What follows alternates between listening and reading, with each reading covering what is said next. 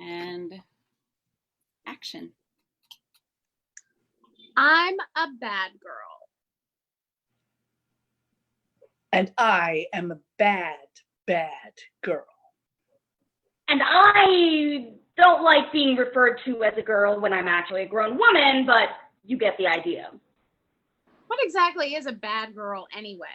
Is she the villain, quietly plotting her evil schemes? Or is she the wanton woman, posing seductively and leading the innocent hero astray? Well, I doubt bad girl is something she calls herself. It's something a lot of women get called when they speak their mind or don't conform. If they try something different, it must be bad. It's those independent women that we're going to talk about tonight. To start off, no one panic. There are indeed 3 women on stage, and we're all talking. And look, there are no men around to supervise. It's amazing how seldom that happens. Take a moment. Try to think about plays where you get 3 women alone on stage. It happens, but a lot less often than you think, particularly in classical drama, even Shakespeare. There's a scene in Romeo and Juliet. Oh, with Juliet, her mother, and the nurse? Right. Now, isn't the whole scene about how they're marrying off a 14-year-old and how she doesn't really get a say in it? True enough, it's not exactly a miracle of female empowerment. There's always the Scottish play. The play even starts off with 3 women. Oh, you have to love The Witches. 3 women, strangely knowledgeable about the future, alone on stage to start the play. But being a strong woman doesn't necessarily mean a lack of men. It can also be the bad girls who defy society when they have to. One of the best examples is actually one of the oldest. Let's take it back to Athens, 5th century BC. It's a city at war, and the women are getting a little tired of it. Enter Lysistrata with a rather unique plan for bringing peace to Greece. Hey, that rhymes. Yes, I know. You don't have to point out when I'm being clever like it's something unusual. Behave, girls, or Shakespeare will make you go and stir the cauldron some more. If they were jesting for a bacchanal, the tambourines would block the rowdy streets.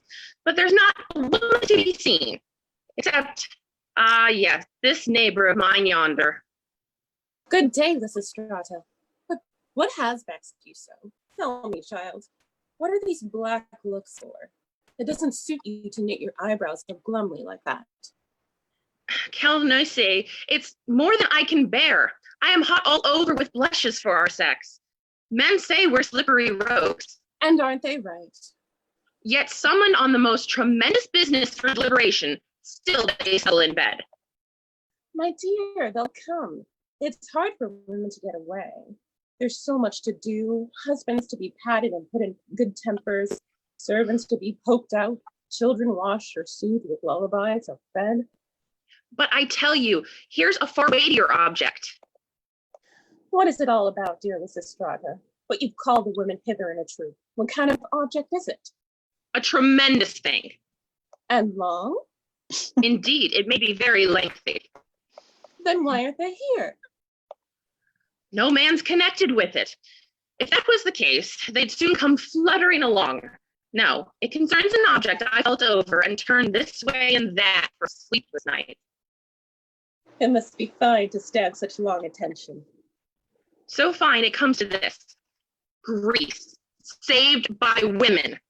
Now tell me, are the women right to lag?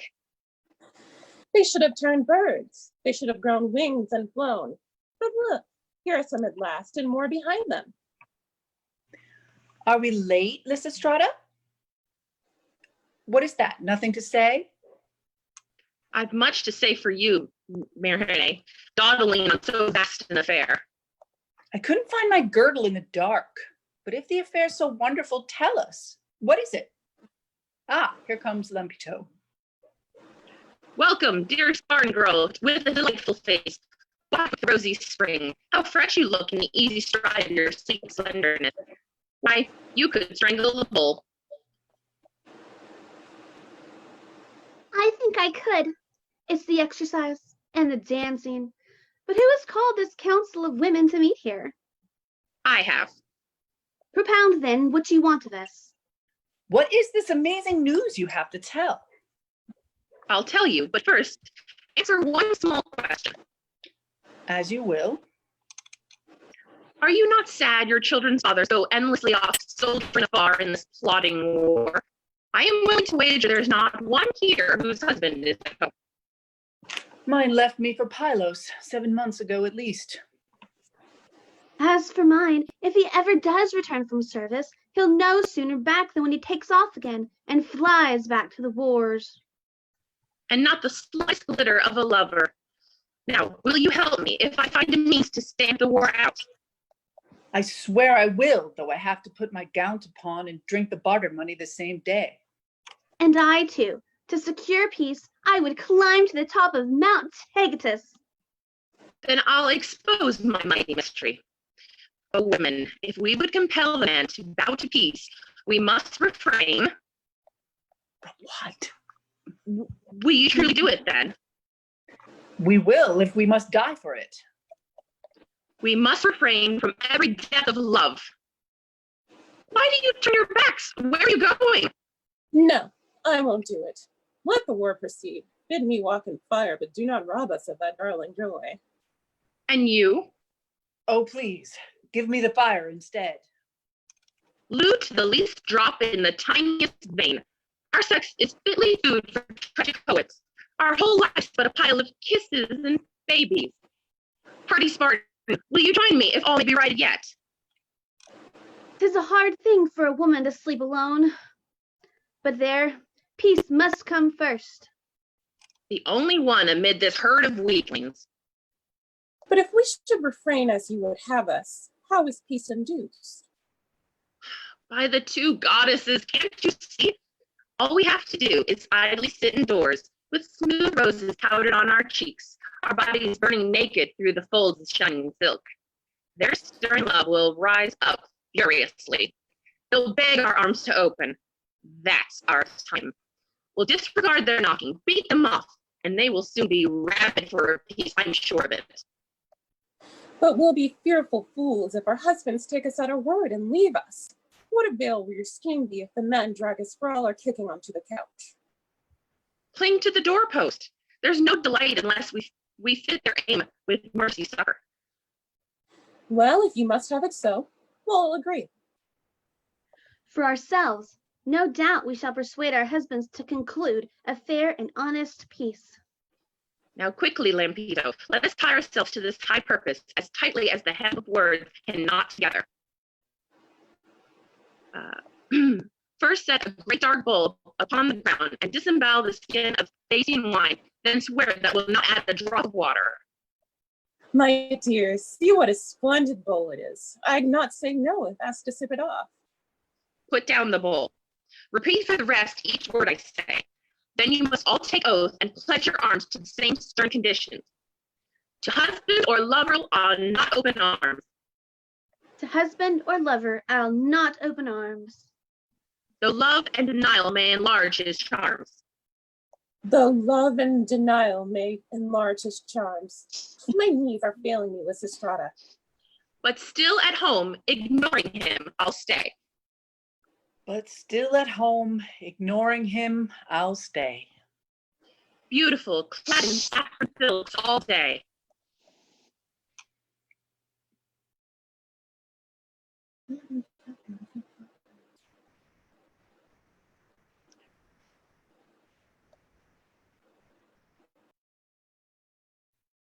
And if then he seizes me by dint of force,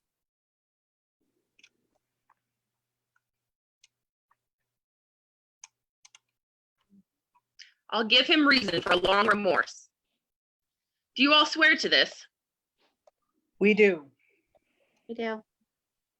The elder women have appropriated the citadel, so Lampido, get off to your own land and raise the rebels there. But won't the men march straight against us? And what if they do? No threat shall creak our hinges wide. No torch shall light fear in us. We will come out to peace alone. As you can imagine, the men of Greece don't last long against the women united withholding their love and affection. It starts with name-calling, then threats, and finally begging. But the bad girls hold out for total victory. Eventually, the men relent and an example of peace triumphant. But getting their men home might be just the beginning of the women's problems, as shown by this woman of Athens. Apparently, complaints about the way women are portrayed on stage go back to the beginning of time.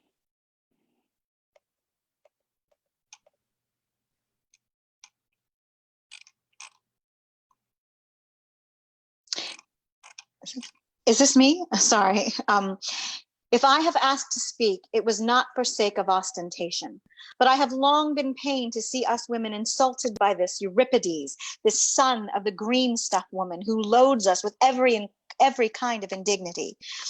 Has he not hit us enough, calumniated us sufficiently, wherever there are spectators, tragedians, and a chorus? Does he not style us gay, lecherous, drunken, traitorous, boastful? Does he not repeat that we are all vice, that we are the curse of our husbands? So that directly they come back from the theater, they look at us doubtfully and go searching every nook, fearing that there may be some hidden lover. We can do nothing as we used to, so many are the false ideas which he has instilled into our husbands. Is a woman weaving a garland for herself? 'Tis because she is in love. Does she let some vase drop while going or returning to the house? Her husband asks her in whose honor she has broken it. It can only be for that Corinthian stranger. Is a maiden unwell? Straightway her brother says, that is a color that does not please me. And if a childless woman wishes to substitute one, the deceit can no longer be a secret, for the neighbors will insist on being present at her delivery. Formerly, the old men married young girls, but they have been so calumniated that none of them think now, thanks to the verse, a woman is the tyrant of the old man who marries her. Again, it is because of Euripides that we are incessantly watched, that we are shut up behind bolts and bars, and that dogs are kept to frighten off the gallants. Let that pass, but formerly it was we who had the care of the food, who fetched the flour from the storeroom, the oil and the wine. We can do it no more. Our husbands now carry little Spartan keys on their persons, made with 3 notches and full of malice and spite. Formerly, it sufficed to purchase a ring marked with the same sign for 3 obols, to open the most securely sealed up door. But now this pestilent Euripides has taught men to hang seals of worm-eaten wood about their necks.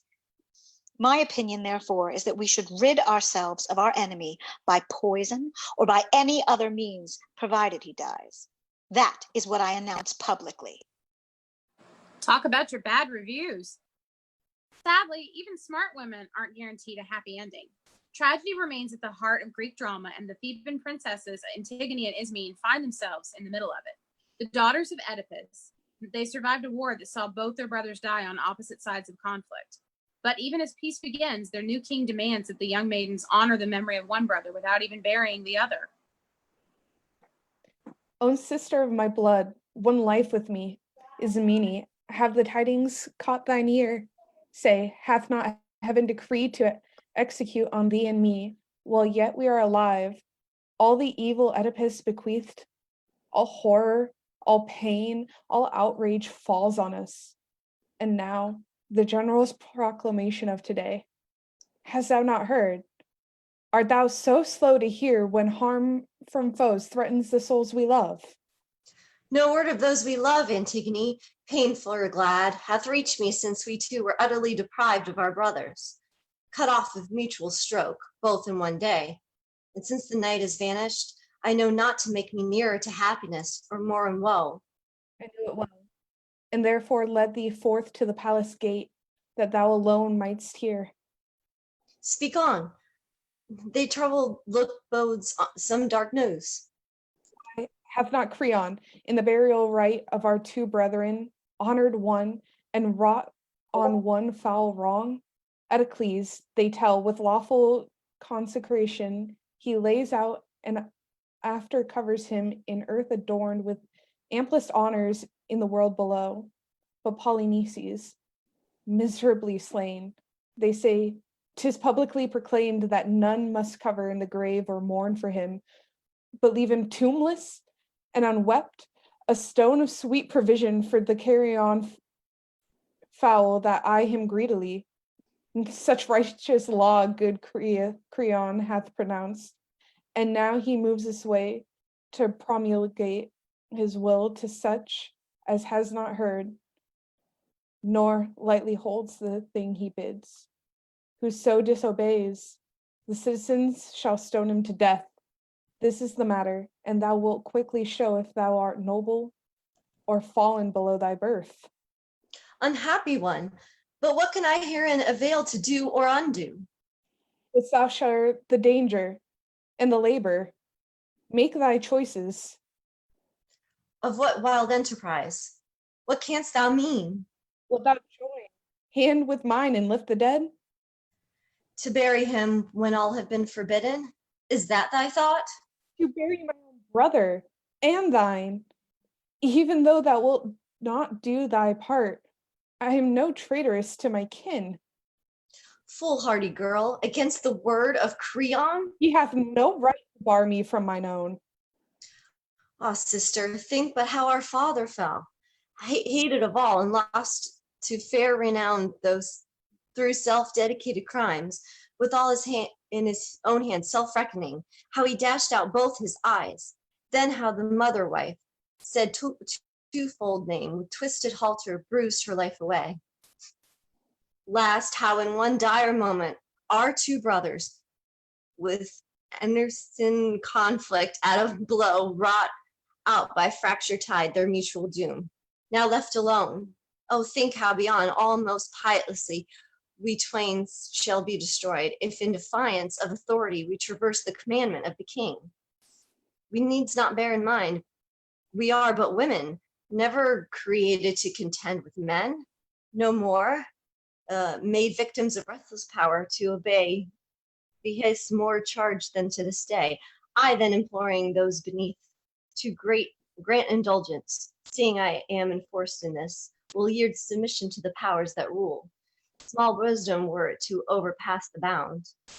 I will not urge you, no, nor if now you list to help me, will your help afford me joy. Be what you choose to be. This single hand shall bury our lost brother. Glorious for me to take this labor and to die. Dear to him will my soul be as we rest in death when I have dared this holy crime. My time for pleasing men will soon be over. Not so my duty to toward the dead. My home yonder will have no end. You, if you will, may pour contempt on laws revered on high. Not from irreverence, but I have no strength to strive against the citizens' resolve. Thou make excuses. I will go my way to raise a burial mound to my dear brother. O hapless maiden, how I fear for thee. Waste not your fears on me. Guide your own fortune. Yet divulge thy enterprise to none, but keep the secrets close, and so will I. Oh, heavens! Nay, tell. I hate your silence worse. I had rather your proclaimed it to the world. You are ardent in a chilling enterprise. I know that I please to whom I would please. Yes, if you thrive, but your desire is bootless. Well, when I fail, I shall be stopped. One should not start upon a hopeless quest. Speak in that vein if you would earn my hate and I be hated of our lost one. Peace, leave my unwisdom to endure this peril. Fate cannot rob me of a noble death. Go, if you must, not to be checked in folly, but sure unparalleled in faithful love. Poor Antigone. She's got a real you're with me or you're against me complex. It's an old dramatic trope, the good girl and the bad girl. One who follows the rules and one who flaunts them. Electra succeeds in showing the king the error of his ways and ensures a proper burial for both her brothers. While she is compelled by her sense of duty, the sorceress Medea is only out for revenge. After discovering her husband plans to set her aside and marry the king's daughter, she becomes determined to destroy them. Defeat on every side. What else? But oh, not here the end is. Think it not. I know for the bride and groom one battle yet untried, and goodly pains for him that gave the bride. Dost dream that I would have groveled to this man? My lips had never deigned speak word with him, my flesh never been stained with touching. Fool, oh, 3 times fool. It lay so plain for him to kill my whole essay by exile swift, and lo, he sets me free this one long day, wherein mine haters 3 shall there lie dear dead. The father, the bride, and husband, mine, not hers. I have tried so many thoughts of murder, I know not which best likes me. Shall I burn their house with fire? Or stealing past unseen to Jason's bed, I have a blade main keyed that stab breast to breast that wedded pair. Good, but for one thing, when I am taken there and killed, they will laugh loud who hate me. Nay, I love the old way best, the simple way of poison, where we are 2 strongest men, ah me, and they being dead, what place shall hold me then? What friend shall rise with land inviolate and trusty doors to shelter from their hate with his flesh? None anywhere. A little more I needs must wait, and if there be open some door of refuge, some strong tower to shield me, good. In craft and darkness I will hunt this blood. Else if mine hour come and no hope nigh, then sword in hand, full-willed and sure to die, I yet will live to slay them. I will win manlike the road of daring to the end. Wake thee now, Medea. Whatso plot thou hast, or cunning, strive and falter not. On to the peril point. Now comes the strain of daring. Shall they trample thee again, while this thief's daughter weds and weds withal Jason? God has made thee woman, things most vain for help, but wondrous in the paths of pain. Having been thrust aside by her husband, Medea's triumphant madness destroys her enemies, and the ones she loves. At times, I think what ancient Greece really needed was a good therapist. Marriage counseling for Medea and Helen of Troy, family therapy for Agamemnon and Clytemnestra's family, and some in-depth psychotherapy for poor Oedipus. But across the Mediterranean sits Egypt, which centuries later played host to one of the most famous women of all time, the legendary Cleopatra. But even with her, we find the green-eyed specter of jealousy ready to rear its ugly head. Charmian, give me to drink mandragora. Why, madam? That I might sleep out this great gap of time my Anthony is away. You think of him too much. Oh, 'tis treason. Madam, I trust not so. Give me some music, moody food of us that trade in love. Oh, from Italy, ram thou thy fruitful tidings in mine ears that have long time been barren. Madam. Antonius dead? If thou say so, villain, thou killest thy mistress. But well and free, if thou so yield him, there is gold. And here my bluest vein to kiss, and a hand that kings have lipped and trembled kissing. First, madam, he is well. Why, there's more gold. But Sirrah, we used to say that the dead are well. Bring it to that. The gold I give thee will I melt and pour down thy ill-uttering throat. Good madam, hear me. I have a mind to strike thee ere thou speakest. Yet thou say Anthony lives, is well, or friends with Caesar, or not captive to him. I'll set thee in a shower of gold and hail rich pearls upon thee. Madam, he's well. Well said. And friends with Caesar. Thou art an honest man. Caesar and he are greater friends than ever. Make thee a fortune from me. But yet, madam. I do not like but yet. Pour out the pack of matter to mine ear, the good and bad together. He's friends with Caesar, in a state of health thou sayest, and thou sayest free. Free, madam, no, I made no such report, madam. He's married to Octavia. I am pale, Charmian, the most infectious pestilence upon thee. Good madam, patience. What say you? Horrible villain, I'll spurn thine eyes like balls before me. I'll unhair thy head. Thou shalt be whipped with wire and stewed in brine, smarting in lingering pickle. Gracious madam, I that do bring the news made not the match. Say 'tis not so. A province I will give thee, and I will boot thee with the gift beside thy modesty can beg. He's married, madam. Rogue, thou hast lived too long. Nay, then I'll run. What mean you, madam? I have made no fault. Good madam, keep yourself within yourself. The man is innocent. Some innocents escape not the thunderbolt. Melt Egypt into Nile, and kindly creatures turn all to serpents. Call thy slave again. Though I am mad, I will not bite him. Call. He is afeard to come. I will not hurt him. Come hither, sir. Though it be honest, it is never good to bring bad news. Give to a gracious message a host of tongues, but let ill tidings tell themselves when they be felt. I have done my duty. Is he married? I cannot hate thee worser than I do if thou again say yes. He's married, madam. Gods confound thee! Dost thou hold there still? Should I lie, madam? Oh, I would thou didst, so half my Egypt were submerged and made a cistern of scaled snakes. Go, get thee hence. Hadst thou Narcissus in thy face, to me thou wouldst appear most ugly. Is he married? Oh, I crave your highness's pardon. He is married? Take no offense that I would not offend you. To punish me for what you make me do seems most unequal. He's married to Octavia. Oh, that his fault should make a knave of thee. That art not what thou art sure of. Get thee hence.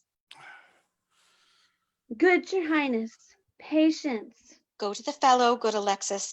Bid him report on the feature of Octavia, her years, her inclination. Good majesty, Herod dare not look upon you, but when you are well pleased. That Herod's head I'll have. Didst thou behold Octavia? Aye, dread queen. I looked her in the face and saw her led between her brother and Mark Antony. Is she as tall as me? She is not, madam. Didst hear her speak? Is she shrill-toned or low? Madam, I heard her speak. She is low-toned. That's not so good. He cannot like her long. Like her? Oh, Isis, 'tis impossible. I think so, Charmian. Dull of tongue and dwarfish. What majesty is in her gait? Remember, if e'er thou look'st on her majesty. As she creeps, her motion and her station are as one. She shows a body rather than a life, a statue rather than a breather. Excellent. Guess at her years, I prithee. Madam, she was a widow. Widow? Charmian, hark! And I do believe she's 30. Bear'st thou her face in mind? Is it long or round? Round even to faultiness. For the most part, too, they are foolish that are so. Her hair, what color? Brown, madam, and her forehead as low as she would wish it. There's gold for thee. Thou must not take my former sharpness ill. I will employ thee back again. I find thee most fit for business. A proper man. Methinks by him this creature's no such thing. Nothing, madam. The man hath seen some majesty and should know. Lead me to my chamber.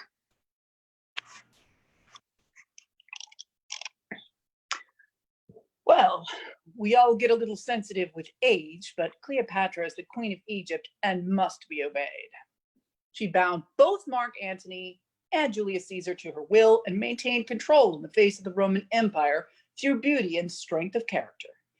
In the end, Cleopatra takes her own life rather than submit to domination. Because of that, her mystique became legendary. She knew her place in history. It's not unlike this haughty verse from one of the earliest known female poets, Sappho. Pale death shall come, and thou and thine shall be. Then and therefore to all memory, forgotten as the wind that yesterday blew the last lingering apple buds away. For thou hadst never that undying rose to grace the brow and shed immortal glows. Pierre's flatless flower that few may claim to wreath and save thy unremembered name. Aye, even on the fields of dis unknown, obscure among the shadows and alone, they flitting shades shall pass uncomforted of any heed from all the flitting dead. But no one made, I think, beneath the skies at any time shall live and be as wise in soon as I am, for the Muses 9 have made me honored and their gifts are mine. And men, I think, will never quite forget my songs or me, so long as stars shall set or sun shall rise, or hearts feel love's desire. My voice shall cross their dreams, a sigh of fire. When it comes to being a bad girl in a man's world, one of the few things a woman can count on is being remembered. Not all powerful women are necessarily role models, but you have to admire their ability to transcend the limitations of their gender for the time period. Sometimes the real strength lies with the woman behind the man. Just ask an old acquaintance of mine, Lady Macbeth. After learning that her future included a crown, all she had to do was ensure that her husband kept his courage up and commit a very bad deed. Bubble, bubble, toil and trouble.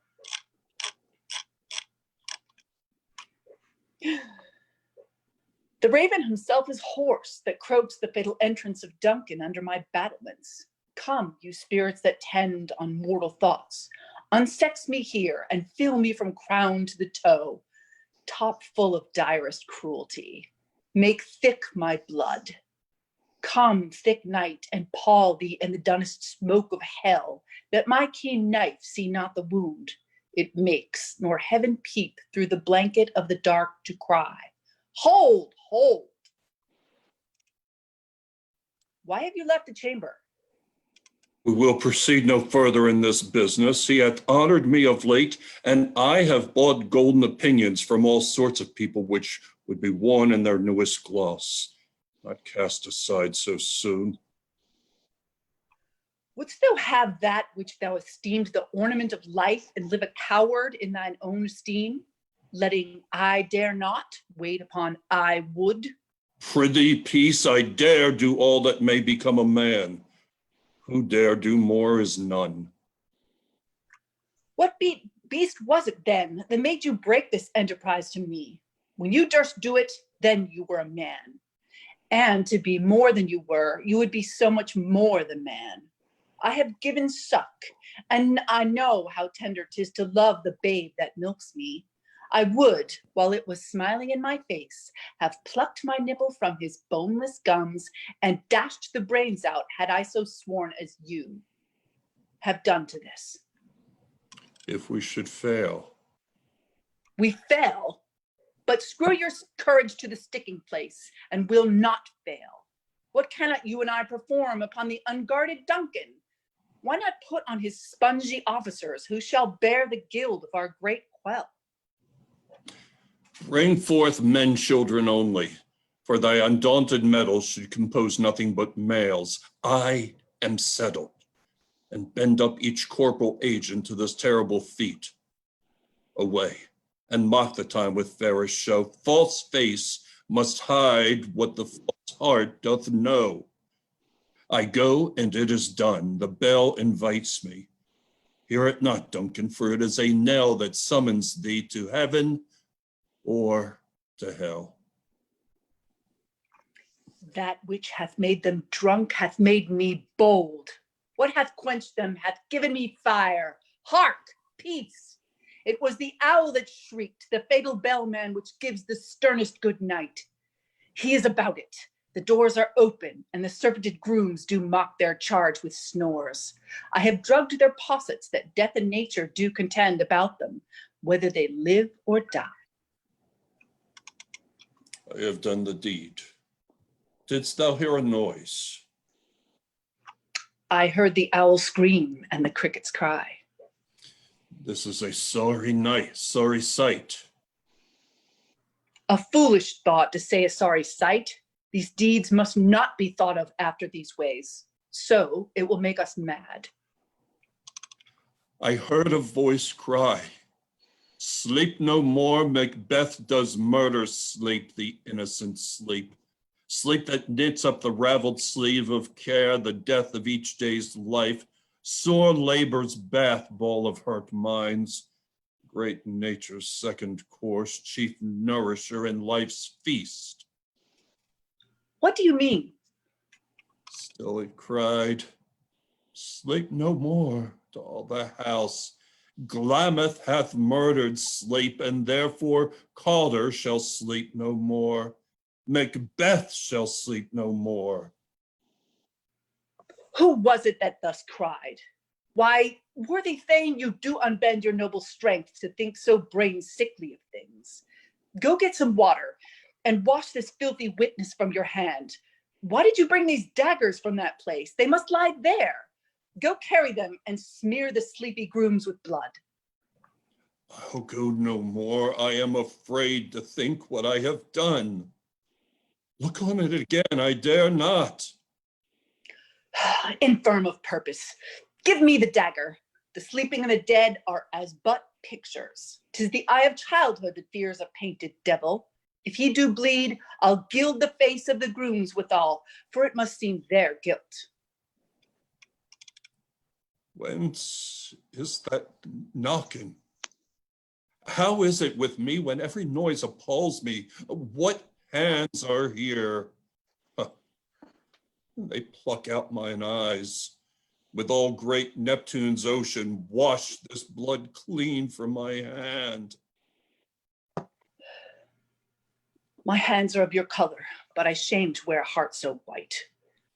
A little water clears us of this deed. How easy is it then? Your constancy has left you unattended. Get on your nightgown, lest occasion call us and show us to be watchers. Be not lost so poorly in your thoughts. To know my deed, 'twere best not know myself.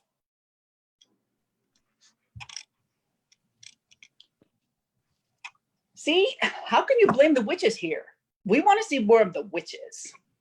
Those two are so good together. Am I the only one who roots for Macbeth for the rest of the play?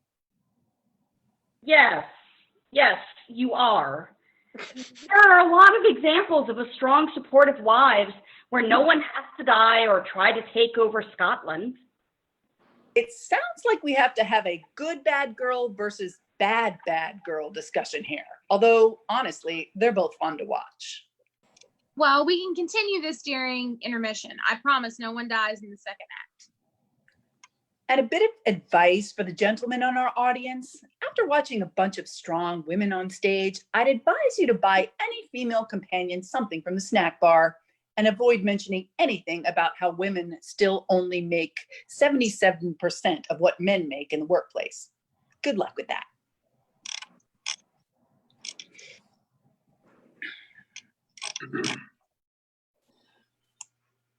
All right.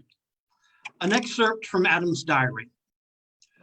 Perhaps I ought to remember that she is very young, a mere girl, and make allowances. She can't speak for delight when she finds a new flower. She must pet it and caress it and smell it and talk to it and pour out endearing names upon it. And she is color mad.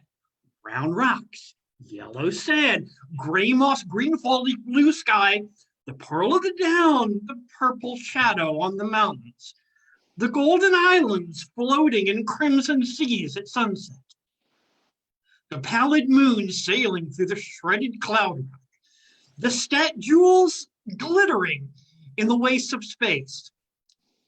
None of them is of any practical value as far as I can see, but because they have color and majesty, that is enough for her. And she loses her mind over them. If she could quiet down and keep still a couple minutes at a time, it would be a reposeful spectacle. In that case, I think I could enjoy looking at her. Indeed, I'm sure I could. For I'm coming to realize that she's quite a remarkably comely creature. Eve's diary. We are getting along very well now, Adam and I, and getting better and better acquainted. He does not try to avoid me anymore, which is a good sign, and shows that he likes to have me with him. That pleases me, and I study to be useful to him in every way I can so as to increase his regard. During the last day or two, I have taken all the work of naming things off his hands, and this has been a great relief to him, for he has no gift in that line, and is evidently very grateful. He can't think of a rational name to save him, but I do not let him see that I'm aware of his defect. Whenever a new creature comes along, I name it just before he has time to expose himself in any awkward silence. In this way, I have saved him many embarrassments. I have no defect like this. The minute I set my eyes on an animal, I know what it is. I don't have to reflect a moment. The right name comes out instantly, just as if it were an inspiration, as no doubt it is, for I am sure it wasn't in me half a minute before. I seem to know just by the shape of the creature and the way it acts what animal it is. When the dodo came along, he thought it was a wild cat. I saw it in his eye, but I saved him. And I was careful not to do it in a way that could hurt his pride. I just spoke up in a quite natural, pleasing surprise, and not as if I was dreaming of conveying information, and said, "Well, I do declare, if there isn't the dodo." I explained, without seeming to be explaining how I know it for a dodo, and although I thought maybe he was a little piqued that I knew the creature when he didn't, it was quite evident that he admired me. That was very agreeable, and I thought about it more than once with gratification before I slept. How little a thing can make us happy when we feel we have earned it. See, that was sweet. The Thanks. blush of first love, and Eve was still a bad girl. The first bad girl. You get kicked out of paradise one time and they never let you forget it. Trust me, I've gotten kicked out of a lot of places. I don't doubt that at all. And since we've promised a much lower mortality rate in the second act, we'll be taking a look at bad girls and their approach to love and marriage. Well, if you want to hear about love, just ask me about it. Believe me, I know it all. Why are we trying to get our information from old plays? It's a valid question, but remember that the representation of women in theater builds itself over time. If it weren't for women like Antigone and Cleopatra, we'd never have modern women on stage like we do today. I've had a year to grow my claws, Mother. Jungle Red. Maggie, the cat is alive. I volunteer as tribute. Okay. For millennia, women were told that their proper place was in home as a wife. But what happens when you have a woman just like Katerina, who isn't that interested in matrimony, even when her younger sister cannot marry until she is? Good sister, wrong me not. You're wrong yourself to make a bondmaid and a slave of me. That I disdain. But for these other gods, unbind my hands. I'll pull them off myself. Yea, all my raiment, to my petticoat, or what you will command me will I do. So will I know my duty to my elders. Of all thy suitors, here I charge thee. Tell whom thou lovest best. Believe me, sister, of all the men alive, I have not yet beheld a special face which I could fancy more than any other. Minion, thou liest. Is it not Hortensio? If you affect him, sister, here I swear I'll plead for you myself, but you shall have him. Oh, then belike, you fancy riches more. You will have Gremio to keep you fair. Is it for him you do envy me so? Nay, then you jest. And now I will perceive you have but jested with me all this while. I prithee, sister, can you untie my hands? If that be jest, then all the rest was so. For silence about me, and I'll be revenged. I will attend her here and woo her with some spirit when she comes. Say that she rail, why then I'll tell her that in plain that she sings as sweetly as a nightingale. Say that she frown, I'll say that she looks as clear as morning roses newly washed with dew. Say she be mute and will not speak a word. Then I will commend her volubility and say she uttereth piercing eloquence. If she do bid me peck, I'll give her thanks, as though she bid me stay by her a week. Now Petruchio speak. Good morrow, Kate, for that's your name I hear. Well, have you heard, but something hard of hearing. They call me Katerina that do talk of me. You lie, in faith, for you are called plain Kate, and bonny Kate, and sometimes Kate the Cursed. But Kate, the prettiest Kate in Christendom, hearing thy mildness praised in every town, thy virtues spoke of, and thy beauty sounded, yet not so deeply as to thee belongs, myself am moved to woo thee for my wife. Moved? Let him that moved you hither remove you hence. I knew you at the first you were immovable. Why, what's immovable? A joint stool. Oh, now how is it? Come, sit on me. Asses are made to bear, and so are you. Women are made to bear, and so are you. No such jade as you with me, you mean. Alas, good Kate, I will not burden thee, for knowing thee to be but young and light. Too light for such a swain for you to catch, and as heavy as my weight should be. Should buzz. Come, come, you wasp. On faith, you are too angry. If I be waspish, best beware my sting. Oh, my remedy then is to pluck it out. Hey, if the fool can find where it lies. Who knows not where a wasp does wear his sting? In his tail. In his tongue. Whose tongue? Yours, if you talk of tails. And so farewell. What, with my tongue in your tail? Nay, come again, good Kate, I am a gentleman. That I'll try. Herald Kate, oh, put me in thy books. What is your crest? A coxcomb? A combless cock, so Kate will be my hen. No cock of mine, you crow too like a craven. Nay, come, Kate, come, you must not look so sour. It is my fashion when I see a crab. Why, here's no crab, and therefore look not sour. There is. Then show it me. Had I a glass, I would. What, you mean my face? Well aimed at such a young one. Now, by St. George, I am too young for you. Yet you are withered. 'Tis with cares. I care not. Hey, nay, hear you, Kate. In sooth, you scape not so. I'd chafe you if I tarry. Let me go. No, not a whit. If I find you passing gentle, was told me you were rough and coy and sullen. And now I find a report a very liar, for thou art pleasant, gamesome, passing courteous, but slow in speech, yet sweet as springtime flowers. Where did you study all this goodly speech? It is extempore from my mother wit. A witty mother. Witless else her son. Am I not wise? Yes, keep you warm. Marry, so I mean, sweet Katharina, in thy bed. And therefore, setting all this chat aside, thus in plain terms, your father hath consented that you shall be my wife, your dowry agreed upon, and will you, nill you, I will marry you. Now, Kate, I am a husband for your turn, for by this light, whereby I see thy beauty, I will and must have Katharina to my wife. And to conclude, we have agreed so well together that upon Sunday is the wedding day. I'll see thee hanged on Sunday first.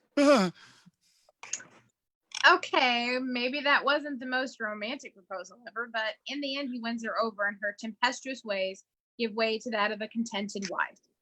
The conclusion is a little disturbing to modern audiences, concerned over the abuse heaped on Katerina and their sudden subservience to Petruchio. Modern productions portray this as her learning to manipulate the men in her life instead of falling victim to full-on Stockholm syndrome. We'll never know whether the ending was intended to be farcical, but Kate's independent nature made her an entirely new type of character for the time, the taming of the shrew. Now, did you ever stop to think Kate might have been nicer to people if they stopped calling her a shrew? I tend to imagine Kate would have been happy to give old Will Shakespeare a slap if she ever saw the title of her play. A marriage proposal presented in the wrong way is annoying enough. Here's another example from a woman finding an ideal husband. Well, Tommy proposed to me again.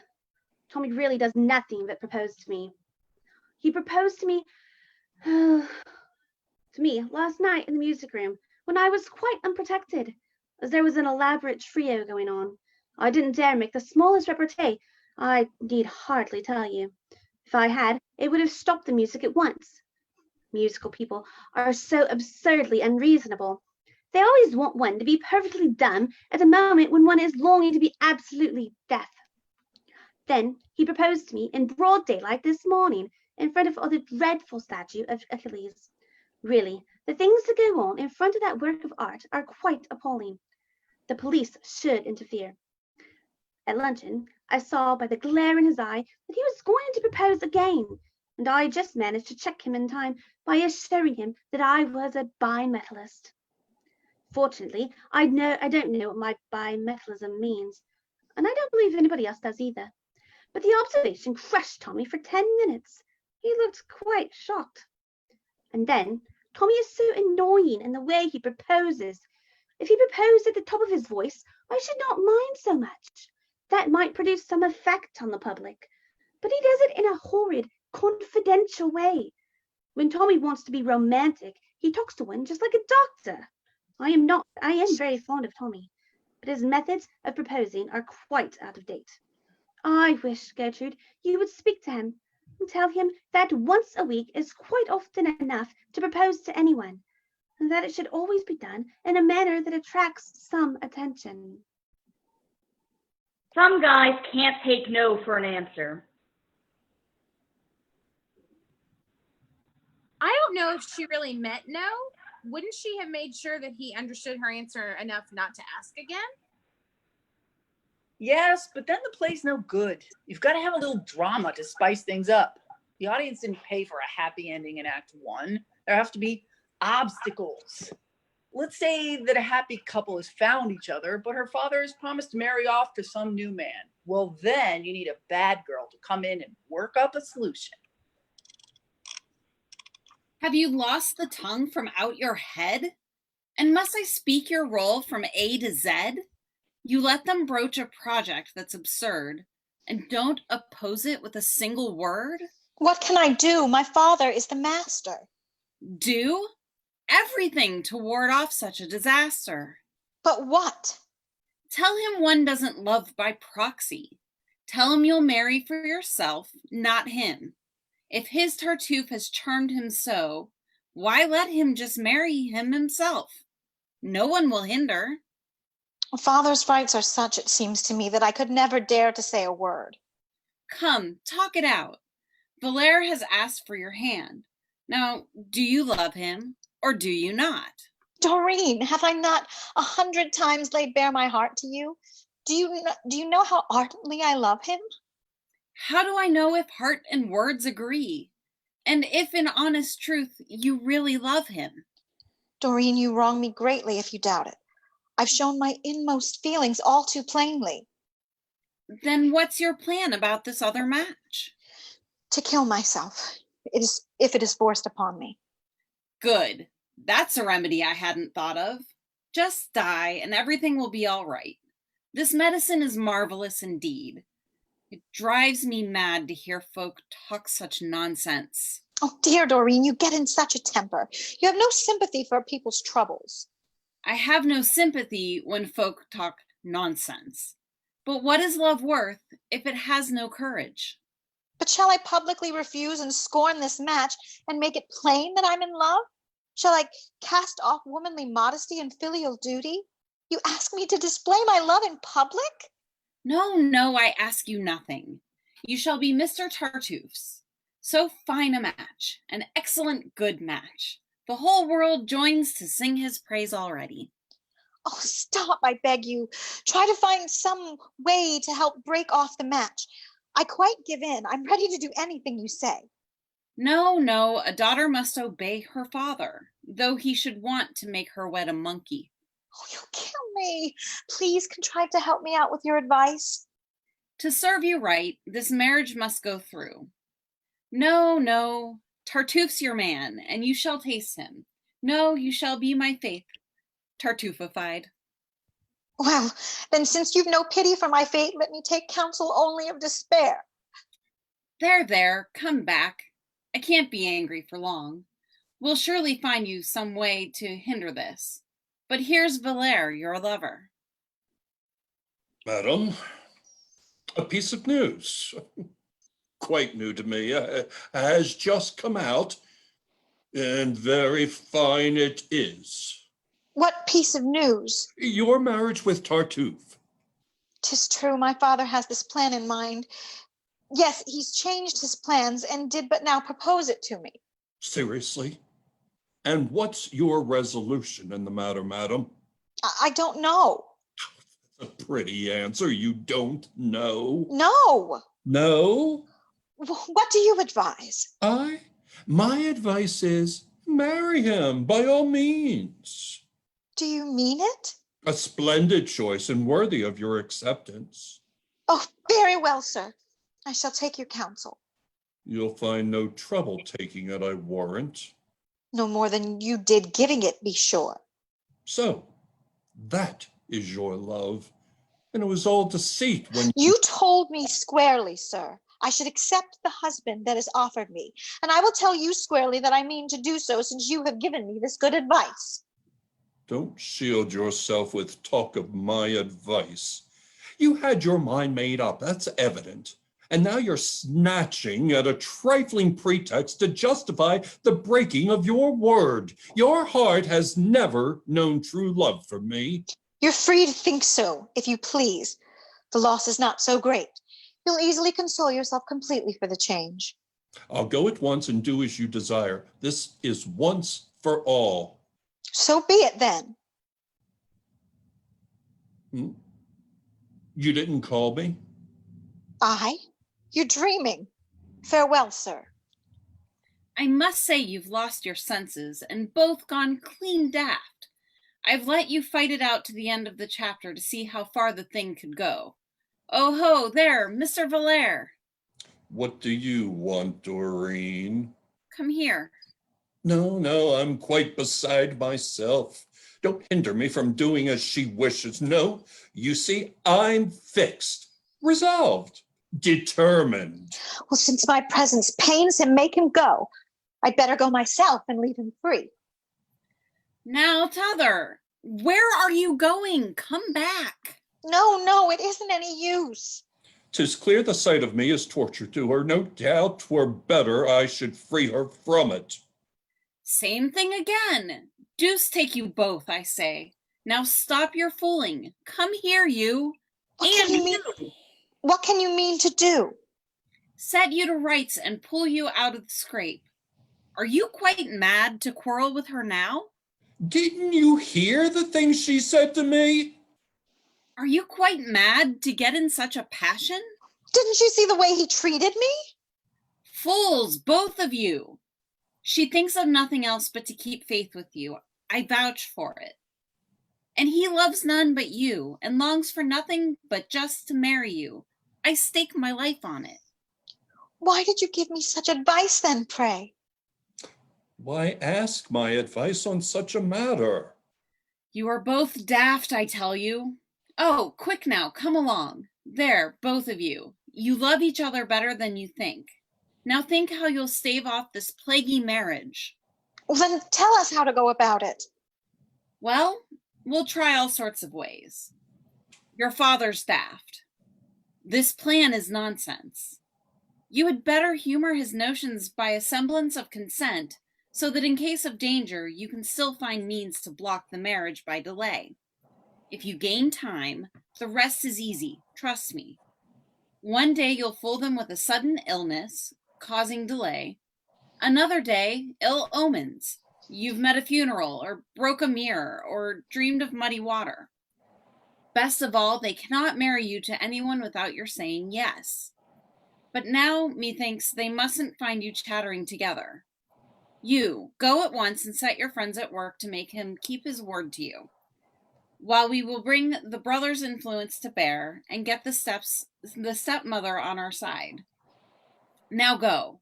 By this door, you, and you by the other.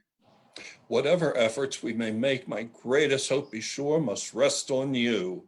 I cannot answer for my father's whims, but no one save Valere shall ever have me. You thrill me through with joy, whatever comes. Oh, these lovers, never done with prattling. Oh, that sobbing. It's so romantic. They should thank their stars that there was someone around with good sense. Love is definitely wasted on the young. I don't know about that. Some of us older women know how to keep it alive, even if it does take 5 husbands. Just ask the wife of Bath. Experience is right enough for me to speak of the woe that is marriage. For, lordlings, since I 12 year was of age, thanked be God, eternally alive, husbands at the church door I have had 5. For I so often have been wedded be, and all were worthy men in their degree. Now of my 5th husband I will tell. God let his soul never come into hell. I loved him better, for that he and his love was so dangerous to me. We women have, if I shall not lie in this matter, a quaint fantasy. Whatever thing we may not lightly have, thereafter we will cry all day and crave. Forbid us a thing, and that desire we. Press on fast, and then we will flee. Great press at market maketh dear, and too great cheap is held at little price.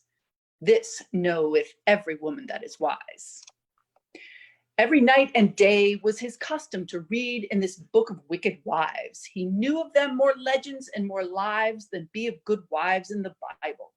For, trust me well, it is impossible that any clerk will speak good of wives, unless it be of holy saints' lives. By God, if women had written stories as clerks have within their oratories, they would have writ of men more wickedness than all the mark of Adam may redress. But at the last, with much care and woe, we fell finally agreed by ourselves too. He gave me all the bridle in mine hand to have the governments of house and land, and of his tongue and of his hand also. I made him burn his book anon right then, and when that I had gotten unto me by mastery all the sovereignty, and that he said, my own true wife, do as you like for the term of your life, keep thine honor and keep my estate. After that day, we never had debate. The wife of Bath was scandalous in her time, both for the number of her marriages and for the ability to rule her household. A rich widow known for dominating her husbands definitely stands outside what we think of as traditional of medieval women. Her tale is one of the highlights of the Canterbury Tales. In fact, she tells a story about a knight challenged to learn what women really want. The answer? Don't try to figure it out yourself. Women all have different answers, and a wife is happiest when you give her the choice. Why was the wife of Bath on a pilgrimage to Canterbury? I'd like to think she was looking for husband number 6. For better or worse, finding someone suitable to marry seemed to be the primary or only goal of women on stage for centuries. It really does seem like they needed a hobby. For them, fortune had limited them in a choice of husbands, so they went to outrageous extremes to take control of their marital prospects. It's not exactly Camille Paglia, but for the time period, it's shocking. Some of them even crossed social divisions to sniff out their suitor. Take Kate, another Kate, in She Stoops to Conquer. She discovers that one of her suitors can only speak freely among lower class women, so that's what she turns herself into. Does it work? Oh, just watch. Unaccountable creature is that brother of mine, to send them to the house as an inn. The young gentleman you passed by in your present dress asked me if you were the barmaid. He mistook you for the barmaid, madam. Did he? Then, as I live, I'm resolved to keep up the delusion. And are you sure he does not remember my face or person? Certain of it. I vow. I thought so. For though we spoke for some time together, yet his fears were such that he never once looked up during the interview. But what do you hope from keeping him in his mistake? In the first place, I shall be seen, and that is no small advantage to a girl who brings her face to the market. Then I shall perhaps make an acquaintance, and that's no small victory gained over one who never addresses any but the wildest of her sex. But my chief aim is to take my gentleman off his guard and, like an invisible champion of romance, examine the giant's force before I offer to combat. But you are sure you can act your part, and disguise your voice so that he may mistake that, as he has already mistaken your person? Never fear me. I think I have got the true bar canned. Did your honor call? Pipes and tobacco for the angel. The lamb has been outrageous this half hour. It will do, madam. But he's here. I have scarce a moment's repose. If I go into the best room, there I find my host in his story. If I fly off to the gallery, there we have my hostess, with her curtsy down to the ground. I have at last a moment to myself. And now for recollection. Did you call, sir? Did your honor call? As for Mrs. Hardcastle, she's too grave and sentimental for me. Besides, from the glimpse I had of her, I think she squints. I'm sure I heard the bell ring. No, I tell you, yes, child, I think I did call. I vow you are vastly handsome. Sir, you'll make one ashamed. Never saw a more sprightly, malicious eye. Yes, my dear, I did call. Have you got any of your, what do you call it, in the house? No, sir. We've been out of that these 10 days. One may call in this house, I find, to be very little purpose. Suppose I should call for a taste, just by way of a trial, of the nectar of your lips. Perhaps I might be disappointed in that too. Nectar. That's a liquor there's no call for in these parts. French, I suppose. We brew all sorts of wines in this house, and I have lived here these 18 years. 18 years? Why, one would think you kept the bar before you were born. How old are you? Sir, I must not tell my age. They say women in music should never be dated. If you keep me at this distance, how is it possible you and I can ever be acquainted? And who wants to be acquainted with you? I'm sure you did not treat Miss Hardcastle, that was here a while ago, in this obstropulous manner. I'll warrant before her, and you looked dash, and kept bowing to the ground, and talked for all the world as if you was before a justice of peace. And all of her, child? A mere awkward squinting thing. No, I find you don't know me. I laughed and rallied her a little, but I was unwilling to be too severe. Pray, child, answer me one question. What are you, and what may your business in this house be? A relation of the family, sir. What, a poor relation? That is, you act as the barmaid of this inn. An inn? What brought that in your head? One of the best families in the country keep an inn. Old Mr. Hardcastle's house. An inn. Is this Mr. Hardcastle's house? I'll mistake this house of all others for an inn, and my father's old friend for an innkeeper. There again, I may be hanged, my dear, but I mistook you for a barmaid. Dear me, I'm sure there's nothing in my behavior to put me on a level with one of that stamp. My dear, nothing. My stupidity saw everything the wrong way. I mistook your assiduity for assurance and your simplicity for allurement. But it's over. This house I no more show my face in. I should be sorry to affront any gentleman who has been so polite and said so many civil things to me. I'm sure I should be sorry if he left the family upon my account. You are the only part of this family I leave with reluctance. But to be plain with you, the difference of our birth, fortune, and education makes an honorable connection impossible. And I can never harbor a thought of seducing simplicity, of bringing ruin upon one whose only fault was being too lovely. Generous man. I now begin to admire him. But I am sure my family is as good as Miss Hardcastle's. Until this moment, I never thought that it was bad to want fortune. And why now, my pretty simplicity? Because it puts me at a distance from one that, if I had 1,000 pounds, I would give it all to. Your partiality touches me most sensibly. Were I to live for myself alone, I could easily fix my choice. But I owe too much to the opinion of the world, too much to the authority of a father, so that I can scarcely speak it. It affects me. Farewell. I never knew half his merit till now. He shall not go. If I have power or art to detain him, I'll still preserve the character in which I stooped to conquer. Oh, the things we'll do for a bashful man.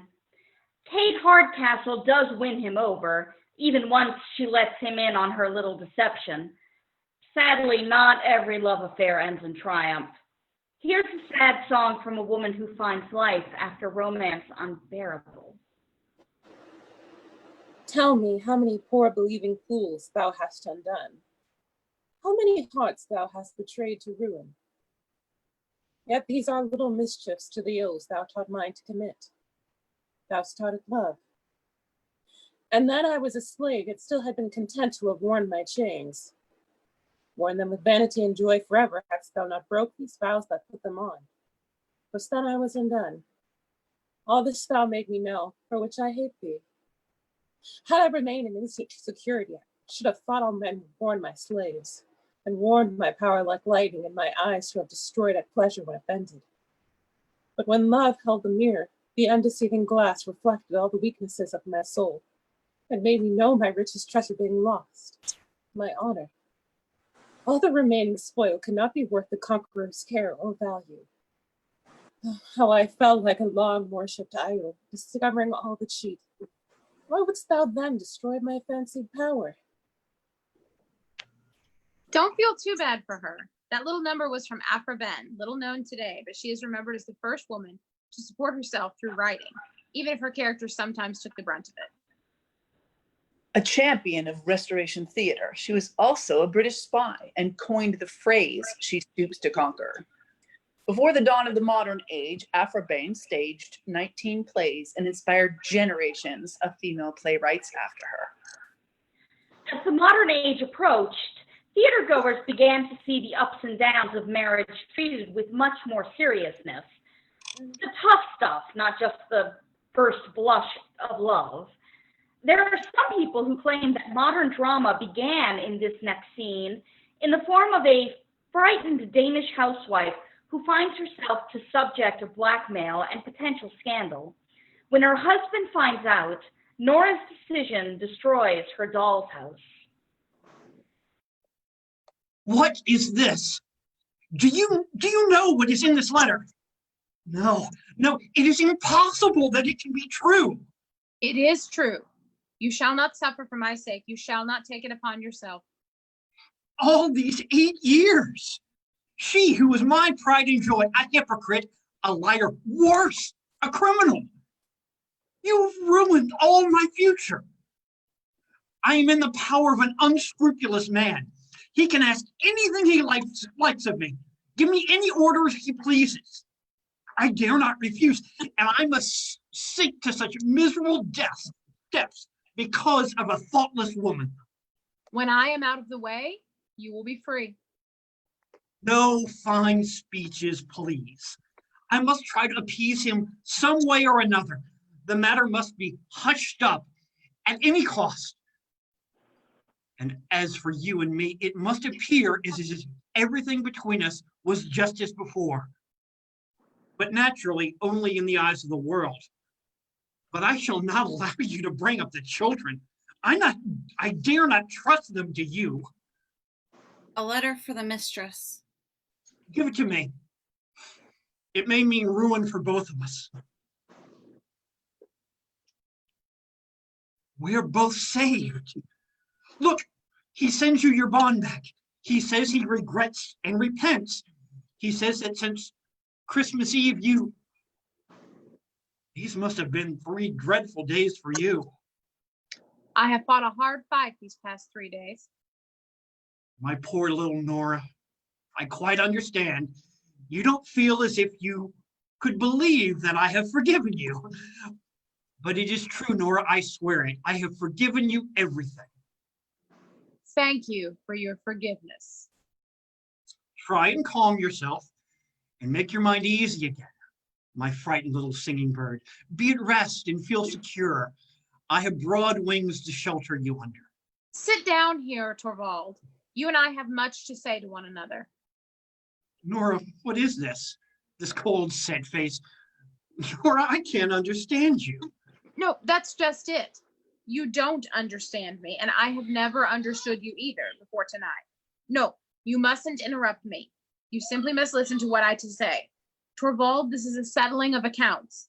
Isn't there one thing that strikes you as strange in our sitting here like this? What is it? We have been married now for 8 years. Does it not occur to you that this is the first time we two, you and I, husband and wife, have had a serious conversation? But, dearest Nora, would it have been any good to you? That is just it. I have been greatly wrong, Torvald. First by Papa and then by you. By us too, who have loved you better than anyone else in the world. You have never loved me. You have only thought it pleasant to be in love with me. Nora, what do I hear you saying? It is perfectly true, Torvald. When I was home with Papa, he told me his opinion about everything, and so I had the same opinions. And if I differed from him, I concealed the fact because he would not have liked it. He called me his doll child, and he played with me just like I used to play with my dolls. And when I came to live with you... What sort of expression is that to use about our marriage? I mean, I was simply transferred from Papa's hands into yours. You and Papa have committed a great sin against me. It is your fault that I have made nothing of my life. You have always been so kind to me, but our home has been nothing but a playroom. I have been your doll wife. Just as at home, I was Papa's doll child, and here the children have been my dolls. I thought it was great fun when you played with me, and just as they thought it was great fun when I played with them. How am I fitted to bring up children? Nora! Didn't you just say yourself a little while ago that you dare not trust me to bring them up? Indeed, you are perfectly right. I'm not fit for the task. There is another task I must undertake first. I must try and educate myself. You are not the man to help me with that. I must do that for myself. And that is why I'm going to leave you now. What do you say? I'm going away from here now at once. You were out of your mind. I forbid you. It is no use forbidding me anything any longer. I will take with me what belongs to myself. I will take nothing from you, either now nor later. To desert your home, your husband, and your children, and you don't consider what people will say. I cannot consider that at all. I only know that it is necessary for me. I know quite well, Torvald, that most people would think you are right, but I can no longer contend with myself what most people say or what is found within books. I must think over things for myself and get to understand them. There's only one possible explanation. You do not love me anymore. No, that's just it.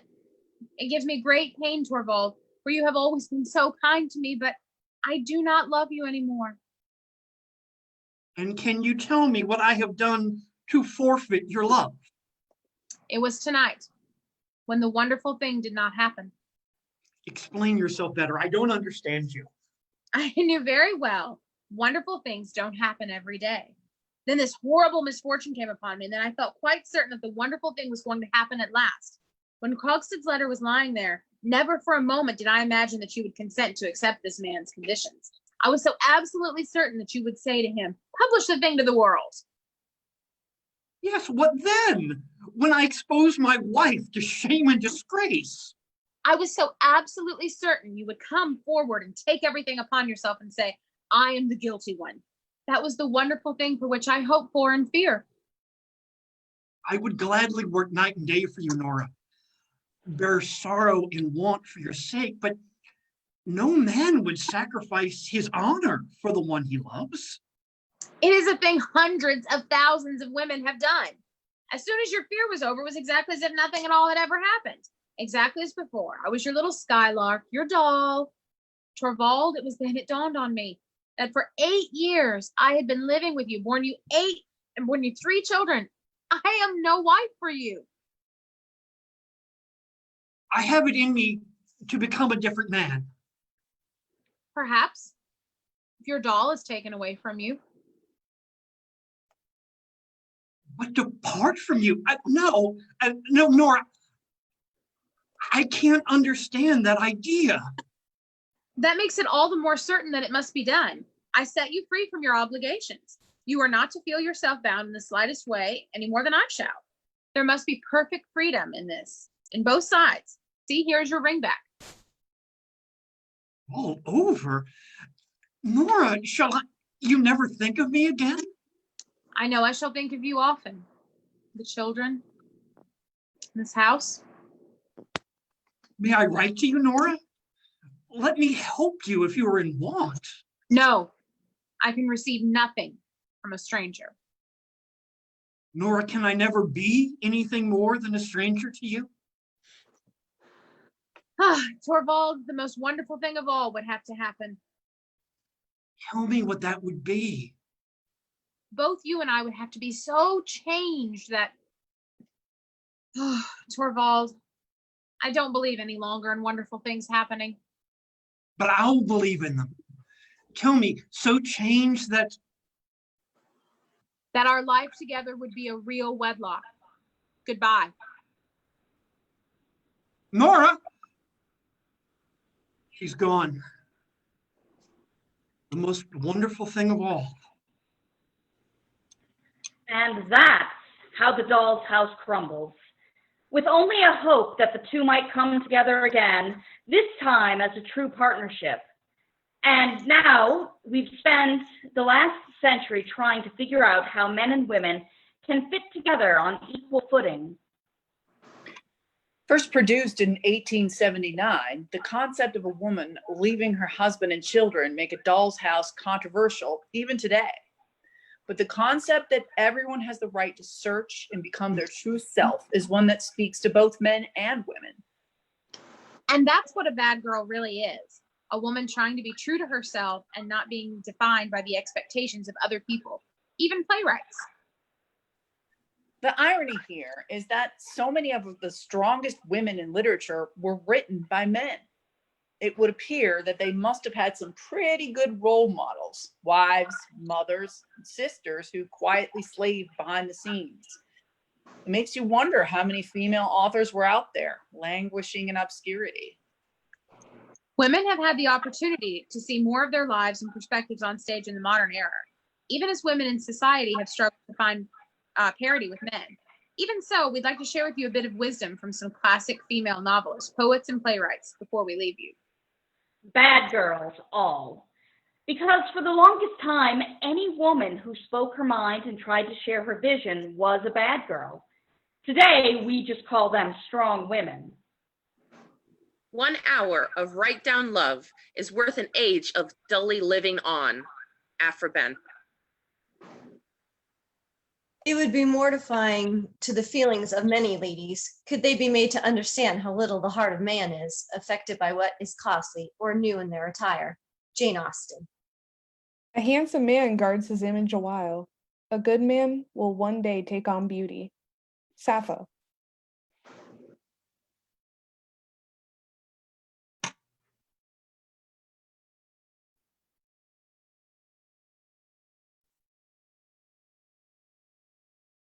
Megan, that's you. Sorry, I was on mute. Virtue can only flourish among equals. Mary Wollstonecraft. Treachery and violence are spears pointed at both ends. They wound those who resort to them worse than their enemies. Emily Bronte. My dreams were all my own. I accounted them to nobody. They were my refuge when annoyed, my dearest pleasure when free. Mary Shelley. The difference between enlightenment and confusion is of about the same order as the difference between the good and the bad in a romance. If one takes the generous view, then nothing is empty and useless. Murasaki Shikibu. How do I love thee? Let me count the ways. I love thee from the depth and breadth and height my soul can reach, when feeling out of sight for the ends of being an ideal grace. Elizabeth Barrett Browning. If youth is the season of hope, it is often in the sense that our elders are hopeful for us. For no one is so apt as youth to think its emotions, partings, and resolves are the last of their kind. Each crisis seems final, simply because it is new. Mary Ann Evans or George Eliot. A word is dead when it is said, some say. I say it just begins to live that day. Emily Dickinson. So when shall we three meet again? In thunder, lightning, or in rain? When the hurly-burly's done. When the battle's lost and won. Yay! Yay.